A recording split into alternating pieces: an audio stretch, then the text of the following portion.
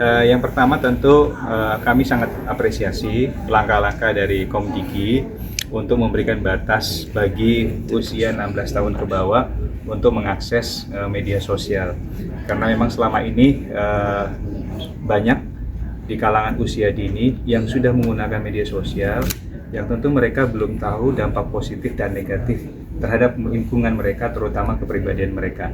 Nah, ini adalah langkah yang tentu kami apresiasi sangat luar biasa, termasuk Ibu Gubernur yang sudah menyampaikan bahwa yang langkah-langkah yang sudah dilakukan oleh Komdigi adalah langkah yang tepat, dan tentu yang punya akses untuk bisa membatasi dan memblokir media sosial bagi usia 16 tahun ke bawah adalah Komdigi.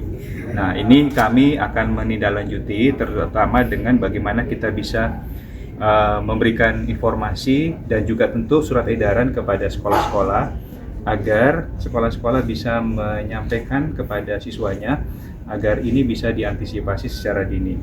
Dan kami setelah juga keliling ke berbagai sekolah, kami sudah mendapatkan informasi banyak dari guru-guru, kepala sekolah, dan terutama tenaga pendidik kita yang menyampaikan respon yang sangat positif.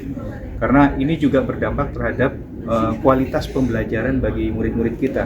Karena masih banyak murid-murid kita yang terutama yang di kelas 11 dan kelas 10 itu kan mereka masih berada di usia 16 dan 15 tahun. Nah, ini kita harapkan nanti bisa menunjang proses itu. Dan kami menyambut juga bahwa nanti kami akan membuat surat edaran setelah Lebaran ini. Kita ingin bahwa anak-anak kita di dalam proses pembelajaran di ruang kelas tidak boleh lagi menggunakan handphone mereka atau gadget mereka di dalam proses pembelajaran, terutama pembelajaran yang tidak menggunakan teknologi, terutama gadget. Nah, ini kenapa yang saya inginkan, karena saya selama ini melihat banyak proses pembelajaran mereka sedang belajar, tapi handphone ada di sisi samping mereka.